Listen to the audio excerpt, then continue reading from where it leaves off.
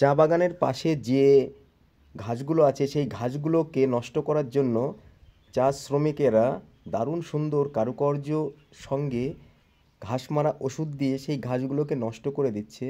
এই ঘাসগুলো যত বড় হবে ততই বাগানের যে সৌন্দর্যতা সেই সৌন্দর্যটা নষ্ট হওয়ার পাশাপাশি বিভিন্ন রকমের যে কীটপতঙ্গ থাকে, বিশেষ করে বিষধর সাপগুলো থাকে, সেগুলোকেও যাতে বাগানে কাজ করা শ্রমিকদের কোনো রকম কোনো সমস্যা তৈরি করতে না পারে তার জন্য এই ঘাস মারা ওষুধ দিয়ে এই ঘাসগুলোকে নষ্ট করে দেওয়া হচ্ছে। মোটামুটি 24 ঘন্টার মধ্যেই এই যে ঘাসগুলো আছে এই সবুজ ঘাসগুলো নষ্ট হয়ে যাবে এবং বাগানের যে একটা পরিষ্কার পরিচ্ছন্নতা বা একটা সৌন্দর্যতা সেটা বজায় থাকবে।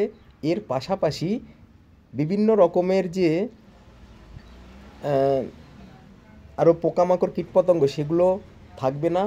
আর খুব সহজেই এবং নির্ভয়ে বাগানে যে চা পাতা তোলার কাজ থেকে শুরু করে বাগান পরিচর্যার যে কাজ সেগুলো করা যাবে। তার জন্য এই ধরনের একটা দারুণ সুন্দর মানে যে স্প্রে করার কাজ সেই স্প্রে করার কাজগুলো চলছে। তো দেখুন যে ড্রামগুলো আছে সেই ড্রামগুলোর মধ্যে কীটনাশক পদার্থ আছে এবং বাগানের চারিপাশে সবুজ ঘাসগুলোকে নষ্ট করার জন্য ছড়িয়ে দেওয়া হচ্ছে এবং লাল পতাকা রাখা হয়েছে।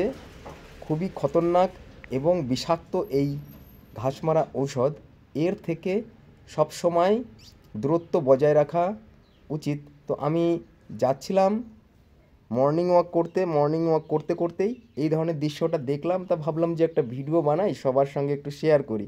যাই হোক, কেমন হলো জানাবেন।